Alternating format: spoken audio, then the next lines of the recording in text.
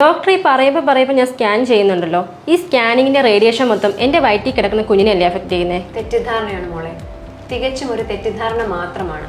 മിക്കവാറും എല്ലാവരുടെയും മനസ്സിൽ പതിഞ്ഞിരിക്കുന്ന ഒരു വിശ്വാസമാണ് അൾട്രാസൗണ്ട് സ്കാനിൽ റേഡിയേഷൻ ഉണ്ടെന്ന്. അത് വെറും ഒരു തെറ്റിദ്ധാരണയാണ്. അതേപോലെ തന്നെ MRI സ്കാനിലും യാതൊരു തരത്തിലുള്ള അയണൈസിങ് റേഡിയേഷൻ ഉൾപ്പെട്ടിട്ടില്ല. എന്നാൽ CT സ്കാനിലും എക്സ്റേയിലും റേഡിയേഷൻ ഉണ്ട്. അതുകൊണ്ട് തന്നെ ഇത് രണ്ടും പ്രഗ്നൻസിയിൽ കോൺട്രാഇൻഡിക്കേറ്റഡുമാണ്, അതായത് ചെയ്യാൻ പാടുള്ളതല്ല. ഇനി ഒരു അത്യാവശ്യ ഘട്ടം വന്നാൽ എക്സ്റേ എടുത്തേ പറ്റൂ എന്നുള്ളതാണ് അവസ്ഥയെങ്കിൽ ഉറപ്പായും ഒരു lead apron, high speed film, cervical collar എന്നിവ ഉപയോഗിച്ചിട്ട് എക്സ്റേ എടുക്കാവുന്നതുമാണ്. സോ ഈ തെറ്റിദ്ധാരണ ഇന്ന് തന്നെ മാറ്റേണ്ടിയിരിക്കുന്നു. നിർബന്ധമായും ചെയ്യേണ്ട 4 സ്കാൻ ഉണ്ട് ഒരു ഗർഭിണിക്ക്.